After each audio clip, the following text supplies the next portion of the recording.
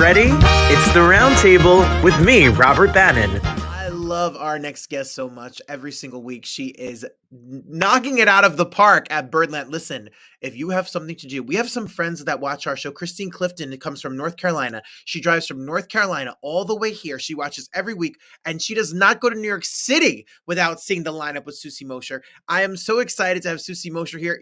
She's a tornado of fun. Ladies and gentlemen, Susie Mosher, welcome. Hi. Wow, Christine. I know Christine. That's so great that she watches the show. Hi, Christine. She says to me, she's like a Birdland, but like if it's Billy, if it's Jim, if it's you, she is about it. So He's about it. Yeah. and why wouldn't she be? Because you all are where it's at in New York City. Oh, thank you. So can you tell us a little bit, where did the idea come from for you to do the lineup every Tuesday night? Well, it's kind of obvious, isn't it? We need a place where people can come and show their wares, because New York is such an intense pressure cooker, and it's all about who's working and who's not working. And then, of course, you put social media into that, and everyone is feeling like crap about themselves, their lives, and their career.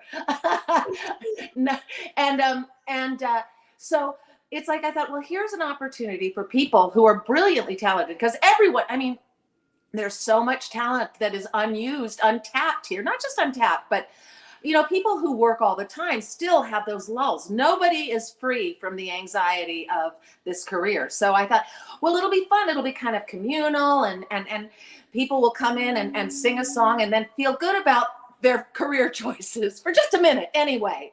And so I had done a show like this at 54 Below. I blocked it out. 54 Below. And when it first opened, and it was a big success. And then I went off and did a show. And then when Johnny Valenti, the owner of Birdland, built a gorgeous little theater downstairs from Birdland, and Jim Caruso, who's been a longtime friend of mine, said, "Do you want to do something there?" And I said, yes. So I thought, well, I want to do a show like that, like I was doing at 54 Below. And so the lineup was born. And we started in July of 2018. And then, of course, we had the long vacation. Yeah. So nobody was doing nothing. And but then we came back pretty quickly. We came back in July again of 21. So we've been back on the thing for that long, however long that is. But anyway, so it's a ball. I love it. Well, I am just so excited that you are there to provide. I'm exhausted for you because you have a lineup of amazing talent every week. And I know it takes work to book it, to get people on, and to promote it and get people in seats. And you do it. And it is done so seamlessly and so much fun. You've been on the lineup, Robert. I sure have. And you were fabulous. You're a great singer, man.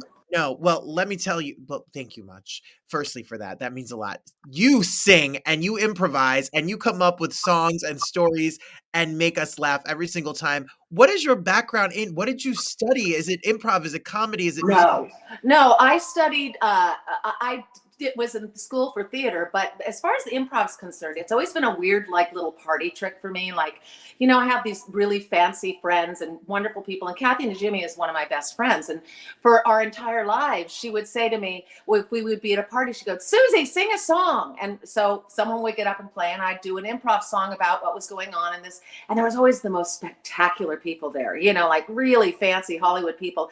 And I would just gird my loins and do it. And it always worked. I always knew that even if I was going down a road that was going nowhere, I could turn the ship around. And that was a mixed metaphor. But anyway, so yeah, I've always just been able to do it because it's the one area that I'm fearless in, And you are so good at it. It's so funny. I mean, it's got to be people's favorite. I think they come every week just to see what you're going to say this time. I feel like it's weird because, I've been an actor for 100 years, and I've done musical theater for forever, and the thing that I realize is that I'm a very specific, everyone's got their own thing, but not a lot of producers were looking for me.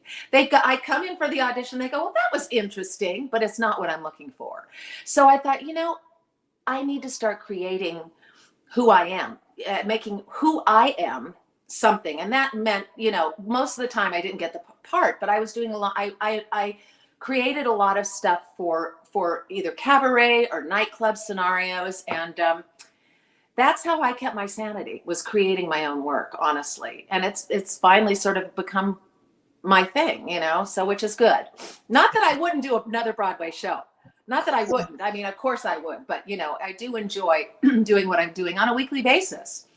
I have said a lot on this little messy show, and I wonder if you feel the same. I was tired of waiting for permission to be me and do what I wanted, so I created my own space, and that's kind of what you've done. Did you literally take that from my brain? Because that's exactly, I need a t-shirt that says that. Yeah. Because it's like getting permission to perform. I mean, I was performing in my living room, it's like, that's part of who we are, as artists, as creatives. We need to do our thing.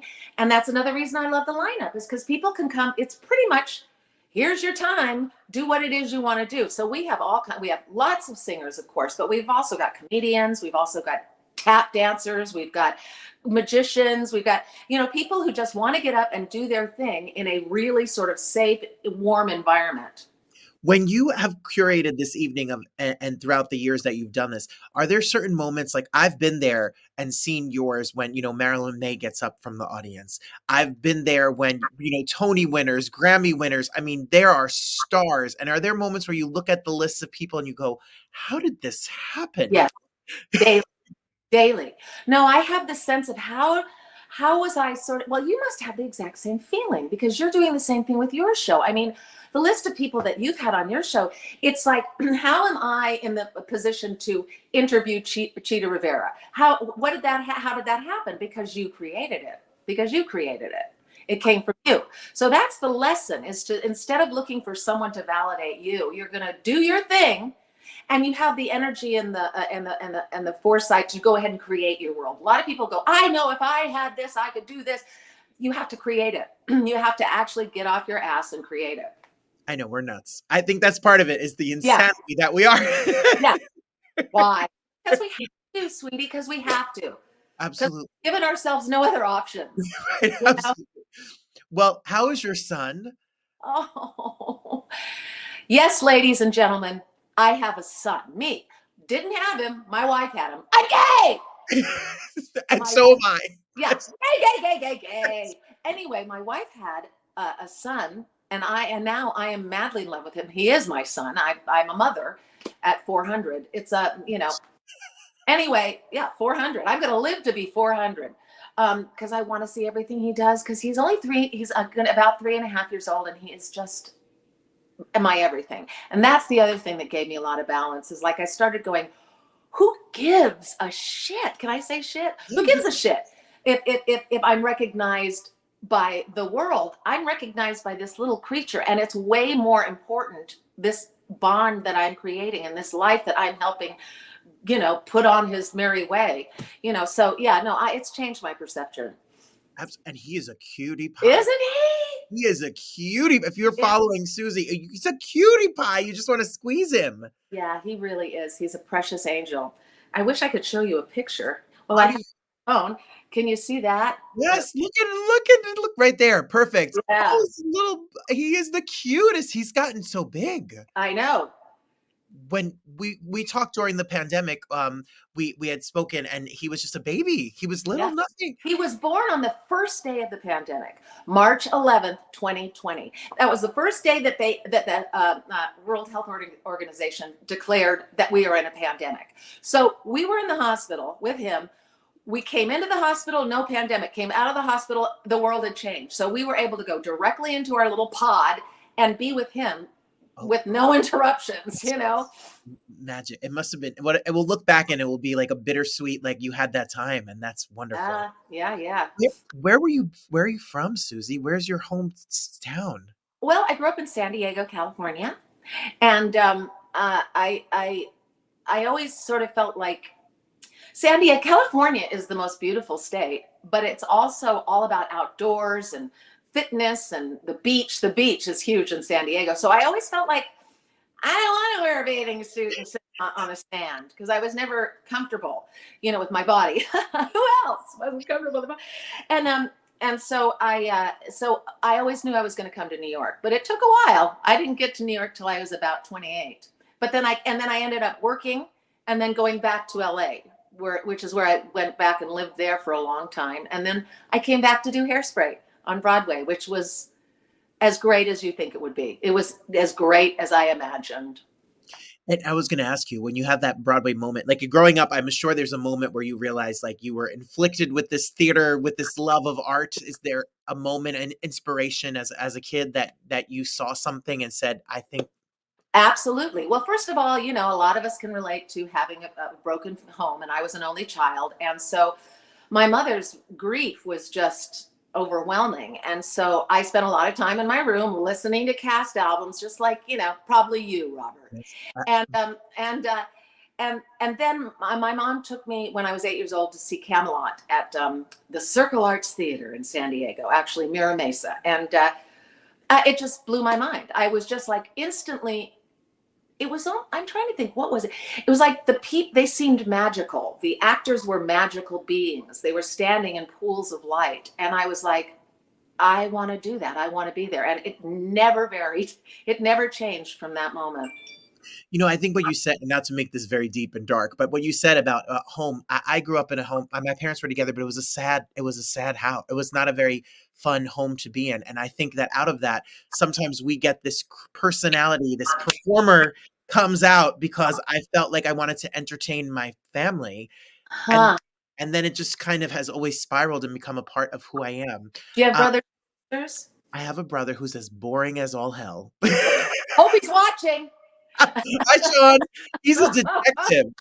He's a prosecutor and a detective. Who wants to hang out with him? Ooh, I kind of do. Okay, that's it. I'm going to take him to the lineup. That's it. He'll be against the wall. Boring.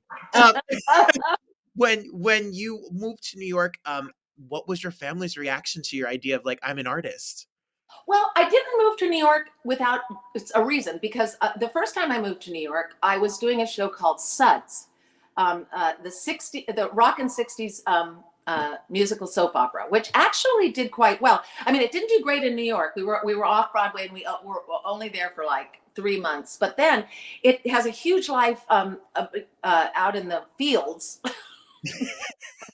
And so a lot of people do it because it's only a 4-person show, and it's pretty easy to do in regional situations. So it still has a life.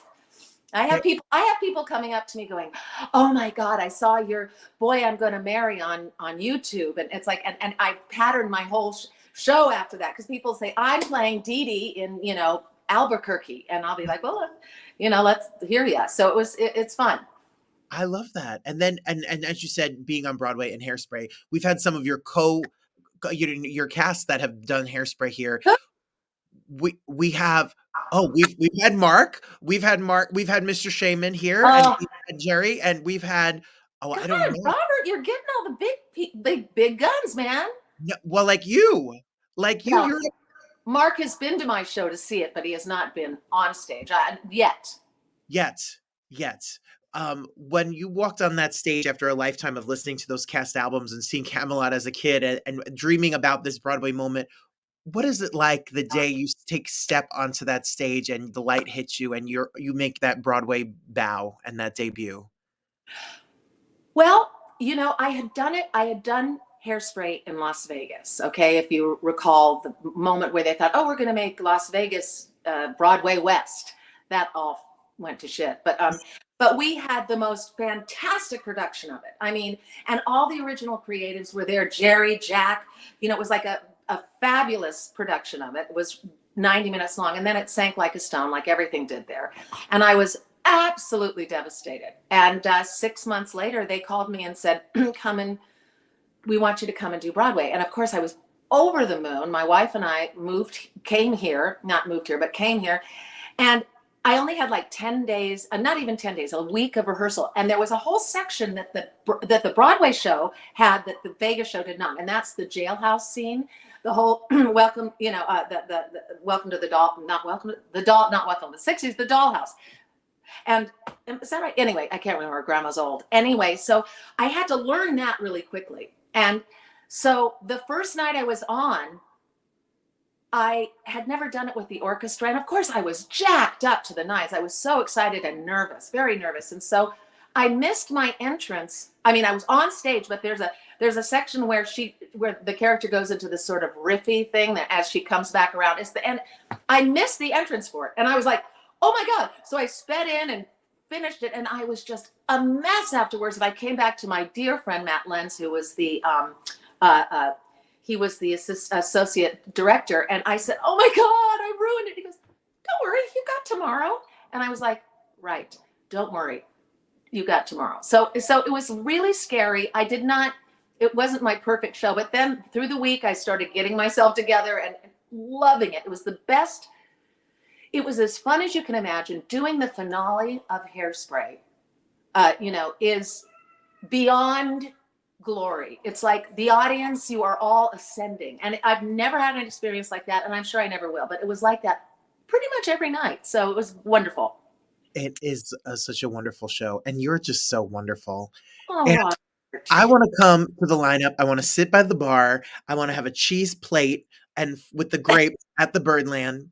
That's my go-to with a Diet Coke. And I just want to see you riff and rant and for 10 minutes and see the most amazing lineup of talent. And that is what you curate every single Tuesday night at Birdland. Come tonight. You have a good lineup tonight. Hold on. Look at this lineup. I'm going to pull it up right now if you don't. You have a lineup every single week. It is like the who's who and the what of everything. Sean Harkness is there tonight, and John Aarons is there tonight, and Lulu Rose is there tonight. You have a lineup every single. We're gonna put this up when we put. We do. We have a great show every single week. I have to say, and I love curating it. I love putting it together. It fills me. Well, follow Susie on social media. Stay up to date. Go to Birdland and make sure you buy your tickets every single Tuesday night. It is the place to be. You're the pleasure. You're so much fun. I adore you. Thank you so much, my dear. I'll see you soon, I hope. Yes, absolutely. I'm there. Okay, Robert. Thank you. Well, I'm so excited for my friend to be here because Richard Skipper, I have said this, anyone out here doing what we do here, interviewing people of prominence, Richard is the most homework oriented. He knows everything about his guests. If you're not watching Richard Skipper Celebrates, it is joy. It is a celebration of people. It's a celebration of show business. And he has been there at the forefront of it. And he tells his story today, right here on the Roundtable. And you can see him tell his story live and in person this summer. He's my friend. I am such a fan. And he is the best interviewer that's out here. I can promise you that. Richard Skipper, welcome to the show. Happy Pride! Happy Pride. I am so anxious because you are one of the most formidable interviewers out here. You are someone, listen, spoiler alert. He was just telling me that about a guest he has coming on his show. He reads the books. He watches the series. He listens to the music. You really dig deep and make sure you are as prepared as possible for this. When did the idea for Richard Skipper Celebrates come to you? Well, it goes back a few years ago. I used to write a blog. And when I started writing the blog, my original title was Richard's Rants and Raves. And then someone, that was an idea that someone came up with. And then someone said, you're always raving, but you're never ranting. And don't you feel that there's enough ranting in the world right now? And when you look at what our culture has become, and this goes back, I believe, honestly, that we would not have the politics that we have now, or the discourse that we have in the country right now, or any of this that we have right now, if it wasn't for reality television. Because when reality television began, it was all about bullying. It was about one-upmanship. It was about all of these things. I'm a lot older than you are, Robert, but I grew up at a time when comedies on television were situational comedies. They were called sitcoms for a reason. And then they became put-down humor. Comedy became about put-down humor. Everything is about bullying and one-upmanship. You may think that it's okay sometimes, but when you have, and you're a teacher, kids, be careful what you say. Children will listen. Children are hearing these things. So I want to be careful with what I put out into the world. I want to celebrate. I want to honor. I want to put out as much positivity as I possibly can. And I know I sound like Pollyanna, but that's who I was. That's who I've been my entire life. So a few years ago, those who know me know that for 20 years, I performed as Carol Channing. And when that came to a close, it's like, what's next for me? And then I put together a talk variety show that I did for a few years called Richard Skipper Celebrates. And I celebrated artists. They would come on from Broadway and cabaret, and each artist would come on, do a song. We would sit and chat. Sometimes we would do a duet together, and then they would do a closing song. And I would have about 5 guests in each show, and those shows were packed. We would do them once a month. They were mostly brunch shows at the Laurie Beechman Theater, and then the 40th anniversary of my arriving in New York came up, and then I started writing a show about my coming to New York and how that all happened. And then COVID hit. And when COVID came along, everything just came to a screeching halt. Just before COVID hit, I decided that I wanted to do a podcast. And the first person that I reached out to was Leslie Ann Warren, and because she was coming to New York to do Broadway Backwards, which is my favorite night of the year in the theater. And she was coming to do Broadway Backwards. And I called her up and said, I'm thinking of doing a podcast. Would you be my first guest? And that was my original idea would be that it would just be a podcast, no visuals, anything. She said yes. And then someone suggested that I do a camera interview. This was before you and everyone else started doing this. Really? And then all of a sudden, everybody was doing it. And, but it got me through COVID. It got everybody through COVID, as you know. You and Lee Lessek had a phenomenal show. And then you branched off and talked about me. Look at you. Look at what you have manifested and created. There's not a red carpet event in New York that doesn't have you on it. Oh goodness. No, I don't know. I don't know if you look back and when I see you, I don't know people in the trenches of this, I don't think people understand that my show and your show and these, like, this is the little engines that could. There's no giant staff. There's no one. We are booking and editing and creating ourselves. It is really, no one's rich because of this. Oh, no. It costs more money. Job. Yeah. And you're teaching on top of that. And, I've done right now, I have surpassed 700 episodes, and it's amazing. And when I think of the people that I've spoken to and the people that I've had on the show, and it's amazing. And then, there was a time where I would get an interview, and I'm sure you went through the same thing, and we go through these things. And then I want to give a shout out to Charles Kirsch. Do you know Backstage Babble? Yeah. 15 years old. And he just did his 150th episode. And do you see who was interviewing? No. Carol Burnett. And I said, I have been trying to get this interview for 10 years. Youth is on his side. But he is also a brilliant interviewer. He's going to be on my show later this week. Oh, I can't. I have to check it. I am fascinated by your story, his story, everyone's story who took. For me, I'm not going to say this about you, but for me, it's like I was tired of waiting for a yes. So I tried to create my own yes. I was trying to figure out this industry. What box do I fit in? What box do you fit in? Do I sing? Do I act? Who's going to hire me? And I finally decided to be creative and to be doing something that gives me joy. And then hopefully that joy translates through the screen to the people who watch. And I know that it's something that gives you joy. You devote your life and time to booking and talking and researching it and putting the show out. But what's so great about your show is the word celebrates. It's what really excites me about being on your show. This is not a gotcha, I'm going to come get you and ask you controversial question. You really are celebrating the artists and art. And you're a fan, and we are fans of these people's work, and it translates through the screen. What has it been like to look back at some of the interviews you've done with people you've admired and loved, and being able to see them and have created this encyclopedia of conversations that you've created? Well, there are 3 things that I want to unwrap here with what Sure. you said. Number 1 is the word yes. Shonda Rhimes has a wonderful book out called The Year of Saying Yes. Shonda, if you're watching, and I'm sure she's a big fan of yours, what? You have a book? She is not a big fan of mine, but she should do your show. I want you on the show. Do us together. We'd love to have you. We'll co-host. Shonda Rhimes has a great book called The Year of Saying Yes. It doesn't take very much effort to say yes in this business. And I'm not saying that everybody should say yes to you or me, but I am finding that every time that I've said yes, that 9 times out of 10, it becomes a winning proposition.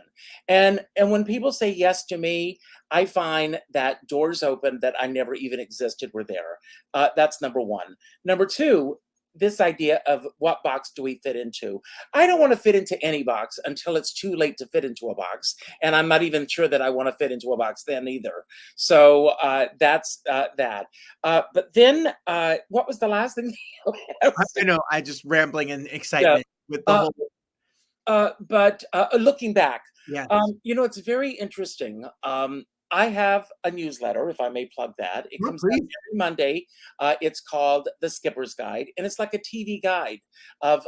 And now that I am not doing shows every day like I was at one point, believe it or not, I was. I put positive things to do each day, and then I'm doing live events again, which we'll get to. But it's an outline for things to do that week. And then I have a podcast because all of my shows are archived into a podcast form. And then I have a video that you can go back and look at. And I have each of those as a let's look back each week. And one of the things that I like to look back at is, where was I a year ago? What was that person doing a year ago? And it's amazing what can happen in a year. Or now, it's hard to believe, 3 years ago, 2 years ago. And the other unfortunate thing is that some of the people that I have interviewed are no longer here. And when I think that I gave them an opportunity to tell their story in their words, and that's preserved forever, God willing, on YouTube and on the internet, I feel that I've made a difference.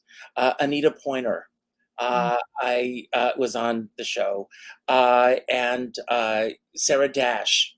Sarah Dash, I interviewed, and she said, "Richard, I had such a great time. I want to come back a year to the date." We had her scheduled. She passed away the day before our interview was scheduled the second time. And it was heartbreaking to me because I got to know her. We stayed in touch. And I'm sure the same thing has happened with you. You have remained in touch with a lot of these people because it's not you. When you celebrate these people and you honor them, it's going to come back to you. And I don't do this. I know that there are some people out there, and we don't focus on those, who will use these people. I'll talk about something that happened recently, and you know who I'm talking about.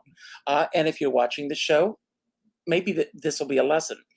At a recent Broadway show, I'm not going to say which one it was, but you were there. You were on the red carpet. Someone was interviewing a star, and it didn't go the way that that person had hoped and envisioned that it would go. Well, rather than letting it go, they took that soundbite and they made it into, wanted to go viral with that moment. And it got into Page Six, it got into People Magazine, it got into all these things. Stop it. It was a bad moment. Let it go and move on, because it's a reflection on you, not on what happened. And we all have moments that don't necessarily go as they were meant to go. You just have to let it go. Every person that we deal with, we want to put everyone, you mentioned earlier, this interview that I'm doing this afternoon, you learn that people that you want to put on these pedestals are human. They have their moments, and it's not our job to knock them off that pedestal, but to respect the fact that, like you and I, they don't always have to be in the spotlight. Absolutely. I And think you know what I'm talking about. I sure do. If you want to, while we're here, we might as well just say go to richardskipper.com to see all of the episodes and subscribe to the YouTube channel. You don't know what that does for shows like ours to subscribe and be click the notification button so you don't miss a moment of the work that goes into this. I was going to ask you in a roundabout way about a moment like that. You do. You just were out doing Hello Dolly talkbacks after seeing productions. You host live events. I was with Rochester Pride, and they were telling me that they've used you to curate and run events. You host live events and your virtual shows and your concert appearances as well, which we're going to get to in a moment.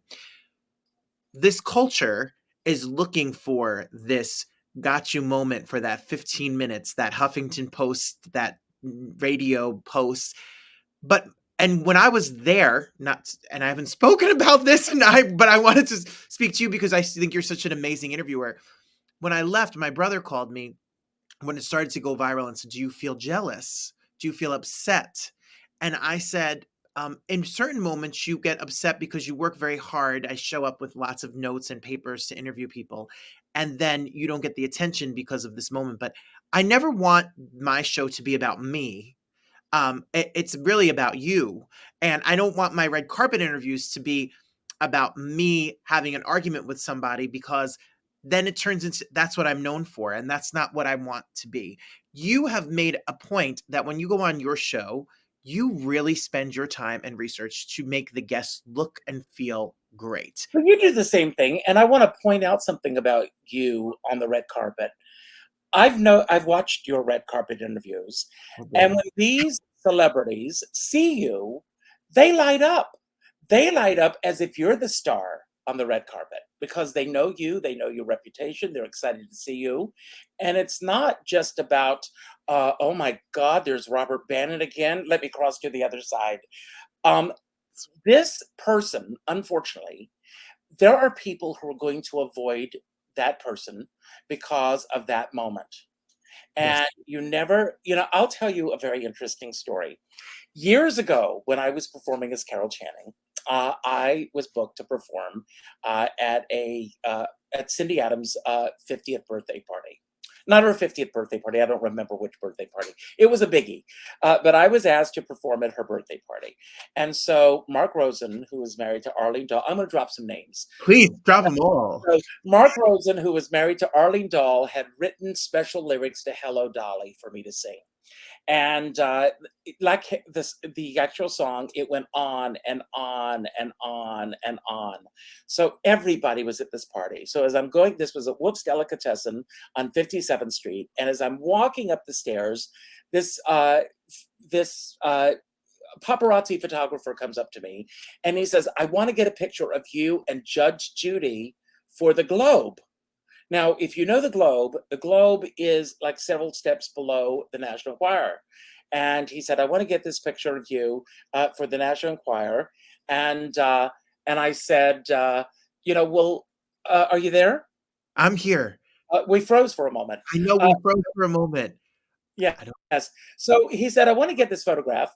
And so I go in, I sing the first verse of the song, and Cindy Adams says, "Thank you very much." And I go, "Oh, I'm not finished yet."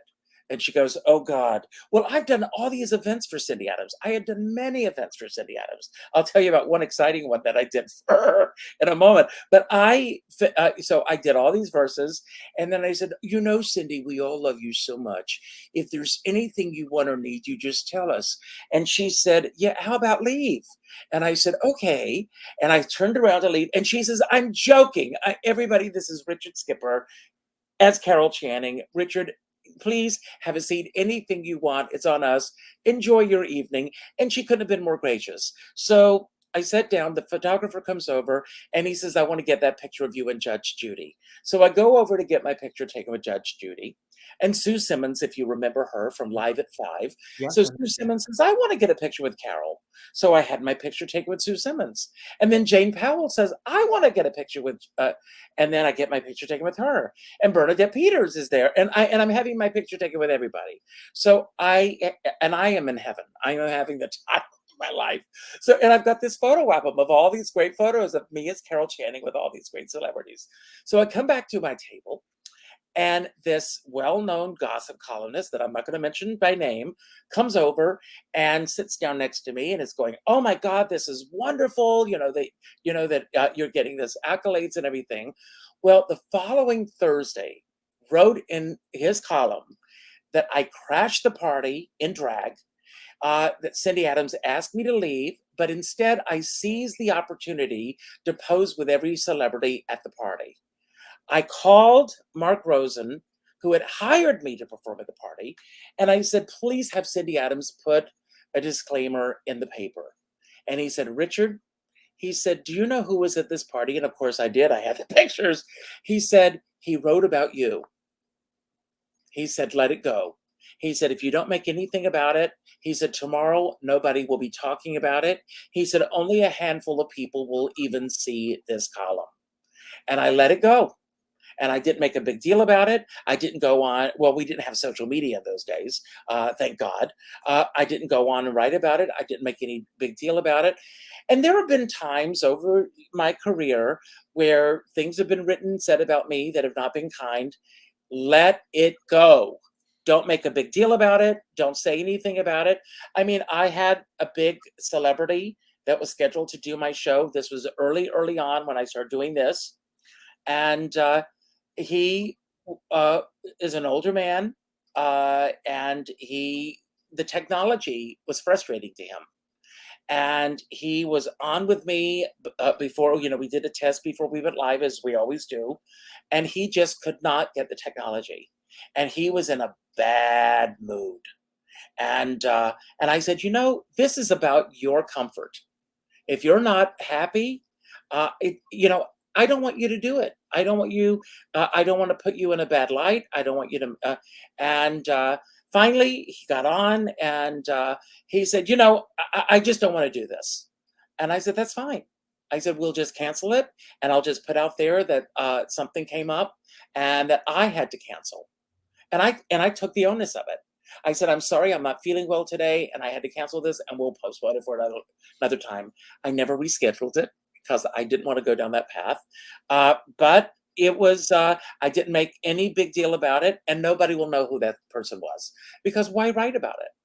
And I've had the pleasure of interviewing so many people. And one time, when I was writing my blog, I was interviewing Georgia Engel, and she wrote something about somebody, and she called me up and she said, Richard, that made me sound like a bitch, didn't it? She said, please take it out. And I took it out. I didn't second guess it. I didn't say, well, Georgia, it's already out there. I took it out, no questions asked, and that was it. You're a class act, and that you are a class act, and it's something that oh man, I could talk about. I as someone who tries to do what you do, I am very I try to do what you do. No, I have had interviews with people, and you handle it very well. And watching your show and what you do has helped me be able to be a good host and a hospitable host, because it's like you're coming when we go on Richard Skipper Celebrates, or you come on my show. It's like you're coming to have a cup of coffee with me in my home, and I want you to feel comfortable. And and you do the same thing. I know the power. We represent the person watching at home. So I want to act like I want to ask and be the excitement and the fandom and the joy that the people at home watching are. And a lot of people don't do it well. And you are the one who does it the best. And I truly do mean that. Well, we have to honor these people. I mean, first of all, they're busy people, and they are taking time out of their busy schedules to sit down and spend an hour with you or me, and they deserve to be treated with the respect that anybody deserves. Right. And, and everybody has a bad day. Everybody.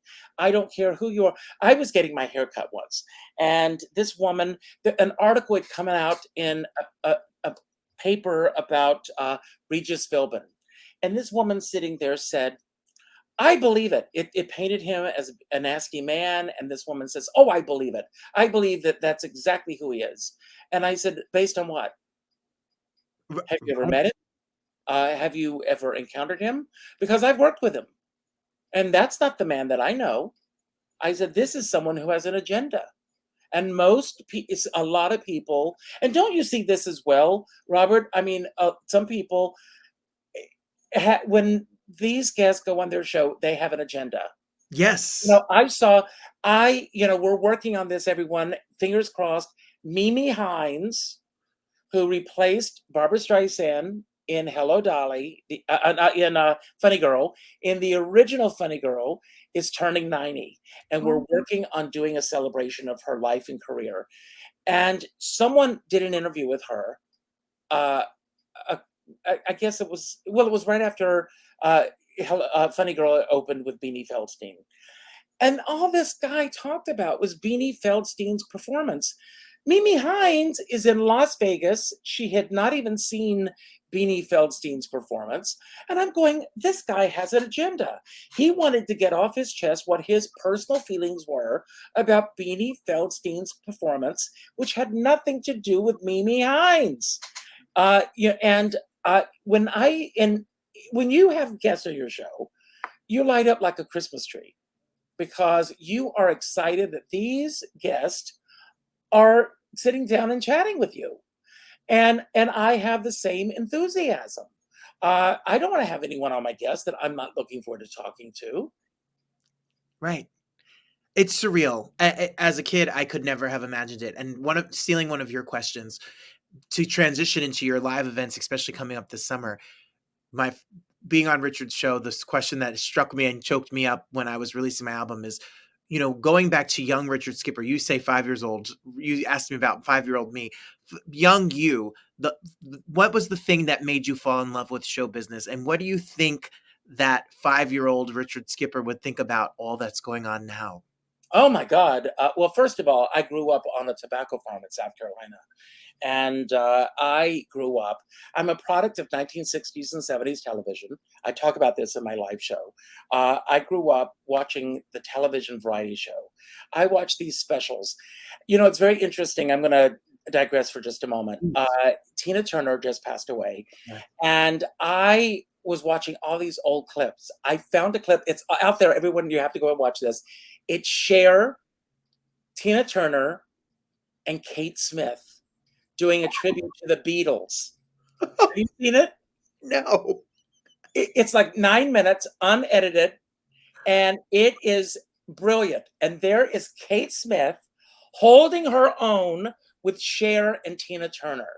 And this, of course, is Tina Turner, right, around the Icon Tina time frame, before she had become, the private dancer, Tina Turner. Right.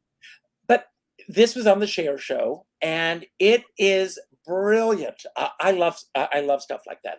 I remember the very first episode of Donnie and Marie, and Kate Smith was on the show. And I bring this up because I grew up when there were only 3 networks, and those networks vied to get the largest demographic that they could get.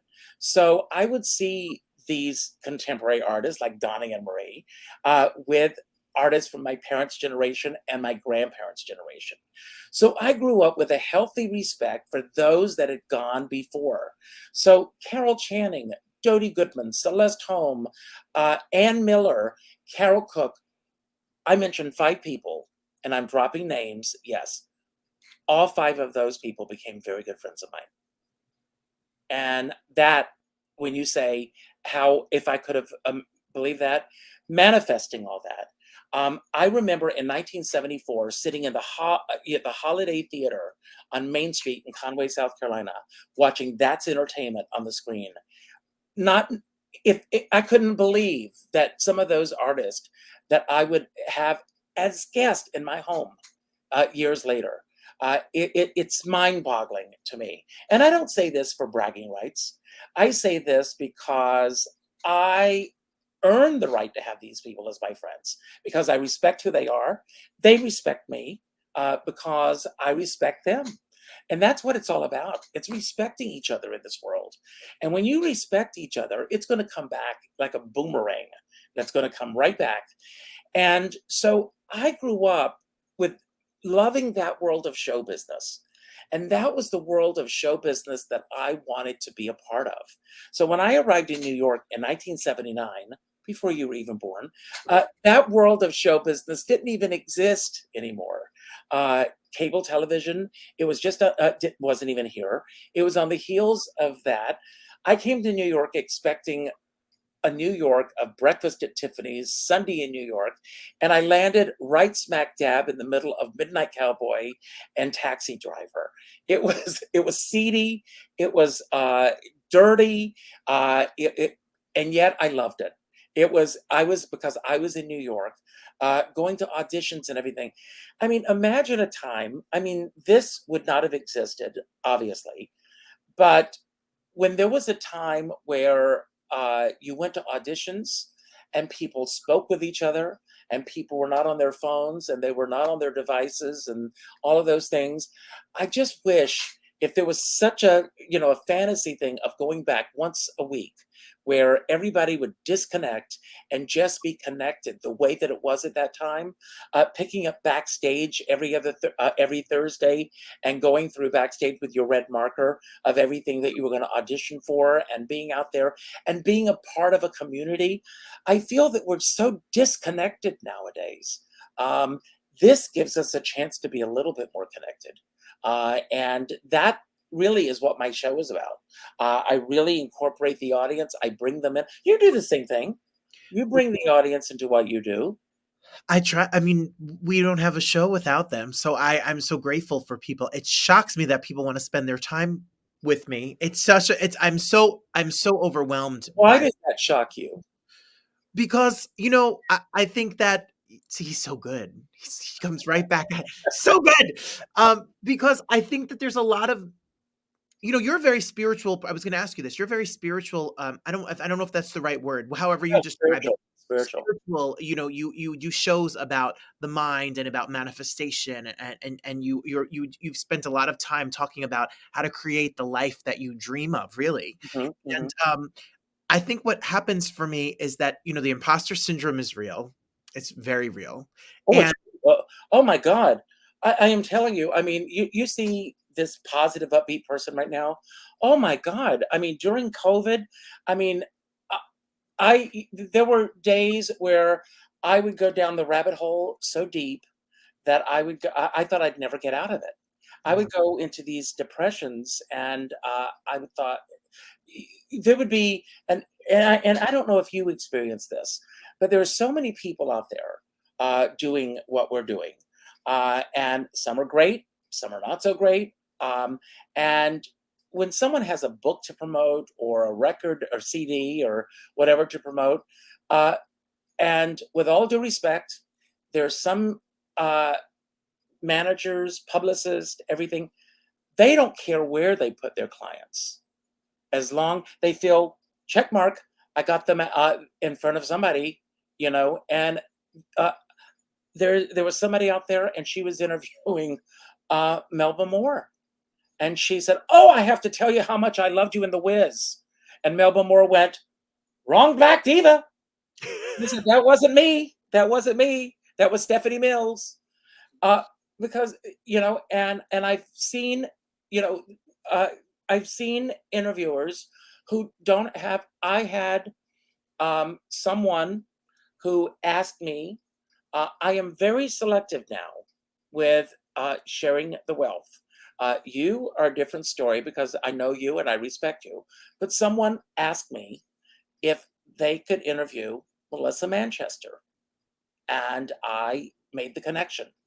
They went on, Melissa Manchester went on that show, and Melissa called me afterwards and said they didn't know if I was Carole King or Melissa Manchester or Bette.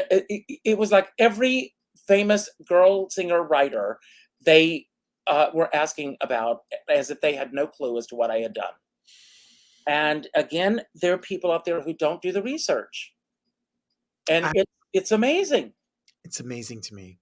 I wouldn't put myself through that. And I also, it shocks me. I don't know, but I relate to your story because I was a kid who, my grandmother's little Italian Jersey grandmother, and she had a VHS tape, and it was the pay-per-view of Frank Sinatra, Sammy Davis Jr., and Liza Minnelli from the Fox Theater, and that tour that they did.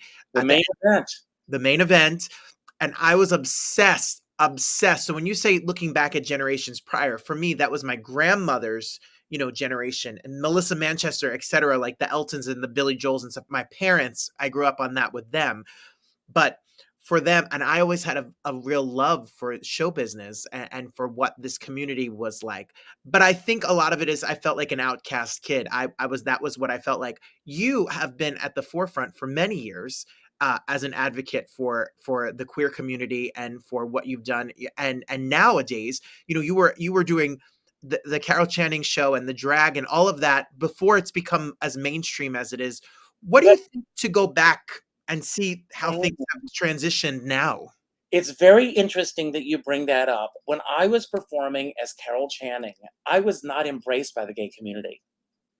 It was very interesting because, and I'm so glad you brought this up, because I did not make fun of Carol.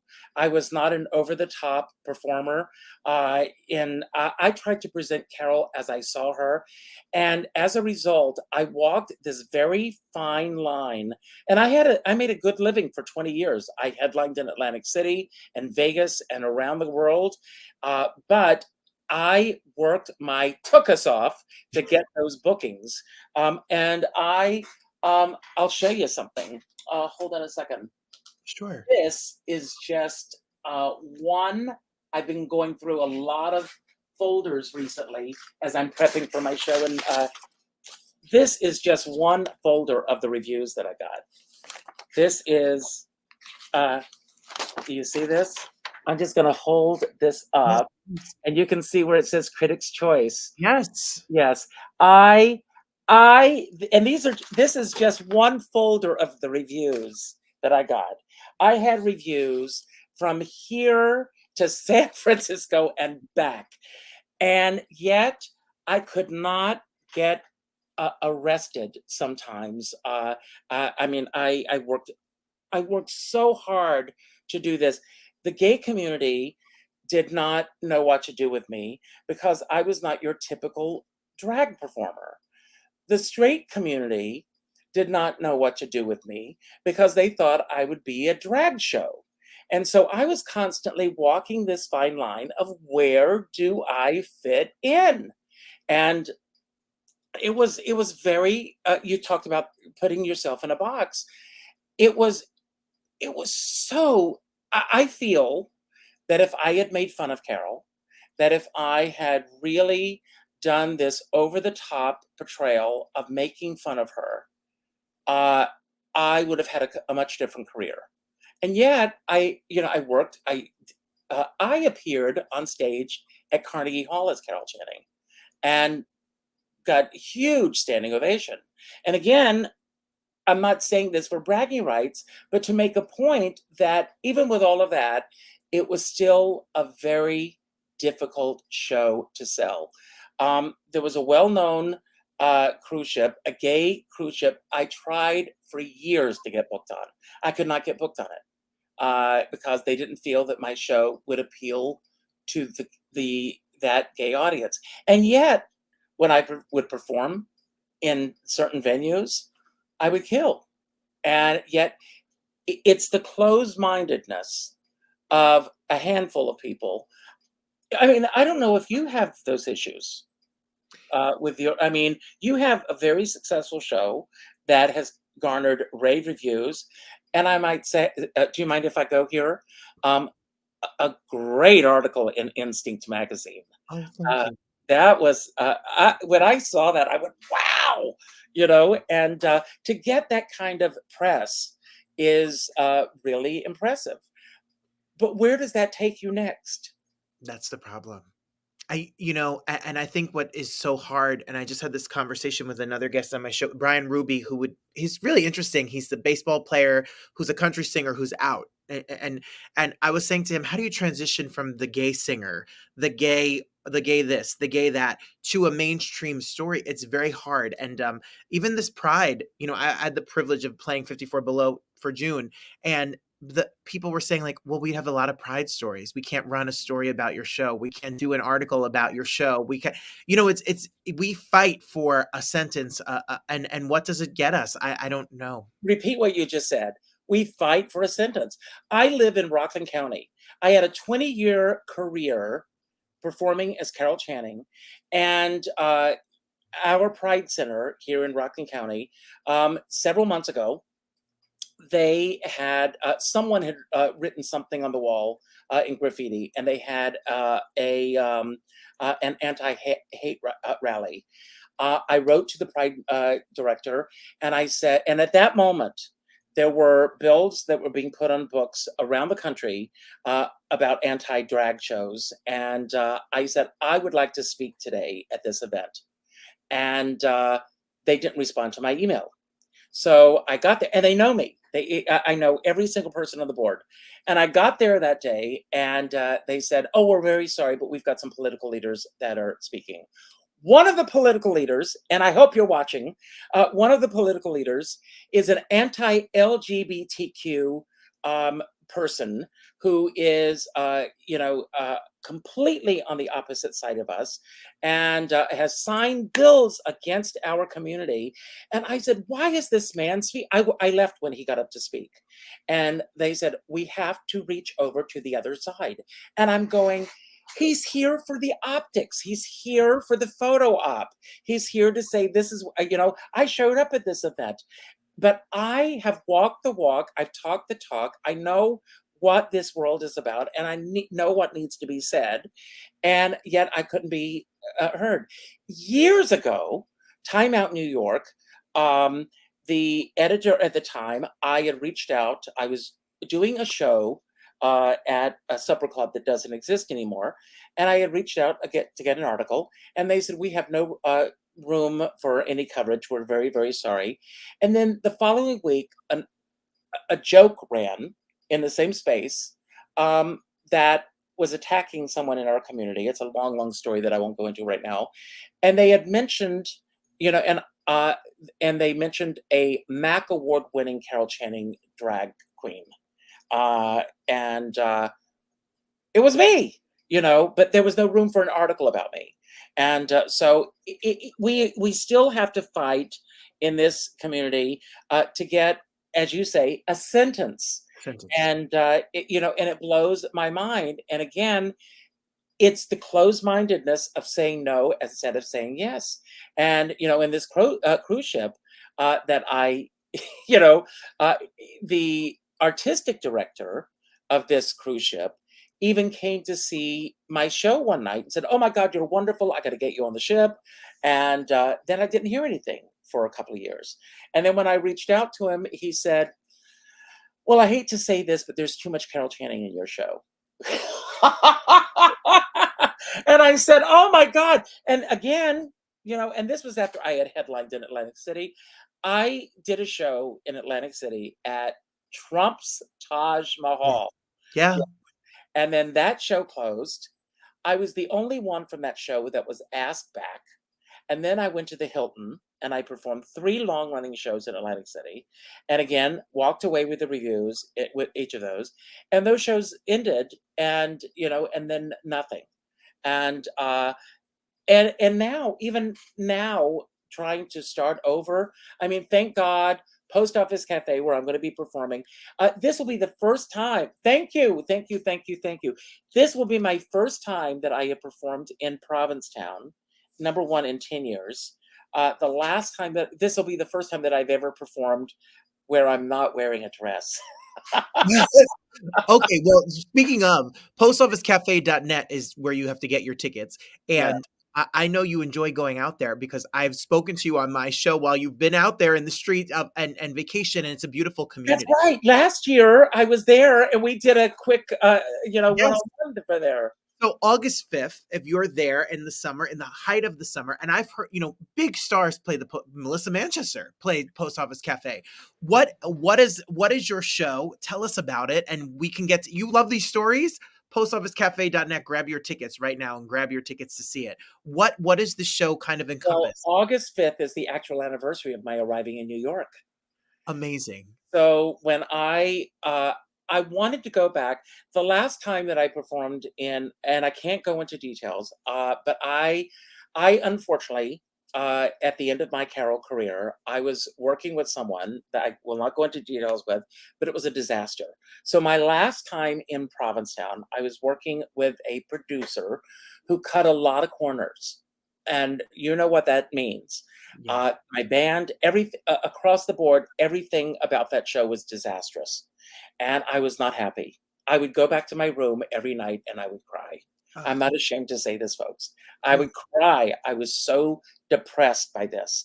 And I left there. I remember leaving in the middle of a storm to fly to Malibu for a much needed vacation because I thought I was going to die from how depressed I was from that show. And I said, I have to come back here someday on my own terms and to do this. So I called the Post Office Cafe, which is, I love that venue. And I said, August 5th is my anniversary. I'd love to come back. I know the ground rules. I know how everything is done. And I laid everything out and they booked me. And so I got the date. One slight change. You don't have the new poster, but Michael Mackesy, who I love, love, love, fortunately for him, got booked at Surflight Theater, and he is not available to play for me. So Brian Summers is going to be playing for me. And Brian and I have known each other for 30 years. But what we do before the show starts is we pass out question cards so that the audience can, we ask the audience to Google me, and my little postcards are going to tell everyone on the back of the card information about me. Go and look me up. They will ask the question. So I don't know the direction that the show is going to go in. So when the show starts, I come out and I tell about my first time in Provincetown, and I tell a little bit about the trajectory of the history that I've had, going back to the first time I went to Provincetown in 1998 and leading up to this night that we're here now. There are songs, of course, in the show that are part of the soundtrack of my life. And then I never know what direction the audience is going to take me on because I don't see any of the questions before the show starts, and I will just pull a question, like throw me a question now, anything about anything that's on your mind about my life, career, people I've worked with, anything, and I'll just give you a sample of what's. Is there a career highlight? Is there one day in particular that was the creme de la creme? There are many. Two I will mention: standing on stage at Carnegie Hall and singing with the New York City Gay Men's Chorus, Oh, and as a headliner, and standing center stage and singing and getting a standing ovation. That's number one. Number two, Palace of Fine Arts in San Francisco, standing on stage and performing with Carol Channing. oh, I mean, is there anything more amazing than that? I want people to know that Richard, firstly, I want you to do the show all over and everywhere and more here so I can see them all. And I want to Call your favorite venue and ask for me. literally, yes, do that. Postofficecafe.net. I want to say before that richardskipper.com is where to go to stay up to speed on you, the show, the online show, the in-person show, the shows and the shows.